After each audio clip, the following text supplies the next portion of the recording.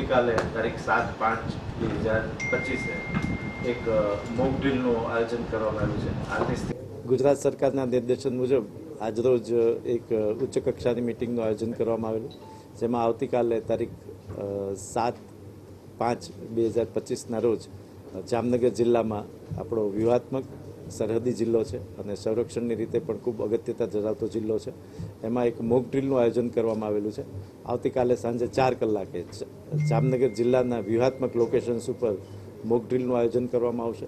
સાંજે 4 કલાકે એક સાયરન વાગશે, ત્યારબાદ મોક ડ્રીલનું આયોજન કરવામાં આવશે અને ત્યારબાદ રાત્રે 8 કલાકે તમામ નગરજનોને, સમગ્ર જામનગર જિલ્લાના નગરજનોને બ્લેકઆઉટ કરવા માટેની પણ અપીલ કરવામાં આવે છે.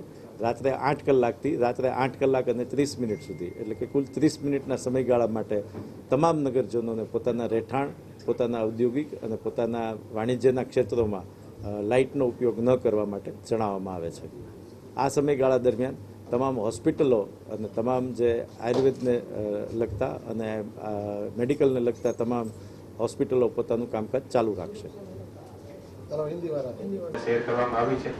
પોલીસ તરફથી દરેક જગ્યા અલગ અલગ ટીમ પણ બનાવેલી છે અને જે દરેક ટીમ છે એ SOP મુજબ કામ કરશે અને આના અલાવા જે રાત્રિમાં જે બ્લેકઆઉટનો સમય હશે, આમે પણ દરેક પોલીસ સ્ટેશન વાઇઝ અલગ અલગ ટીમ બનાવેલી છે જે લોકોને જાગૃત કરશે કે આપણે લાઇટ અને બધી બંધ કરવાની છે. આને સાથે સાથે અમે લોકો અલગ અલગ જગ્યા ડ્રોન માધ્યમથી અને બીજા પણ ટેકનિકલ રૂપથી અમે અલગ અલગ જગ્યા જવાના છીએ કે કોઈ પણ જગ્યા આપણી જે SOP બોર્ડર ઉપર હોય છે અને એ વખતે આપણે સિવિલિયન માટે સિવિલ ડિફેન્સ હોય છે, જે કલેક્ટર સાહેબના અંડરમાં ચાલતી સિવિલ ડિફેન્સની બ્રાન્ચ છે.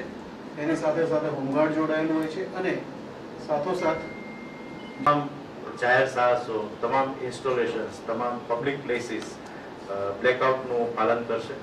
મહાનગરપાલિકા તમામ વોર્ડમાં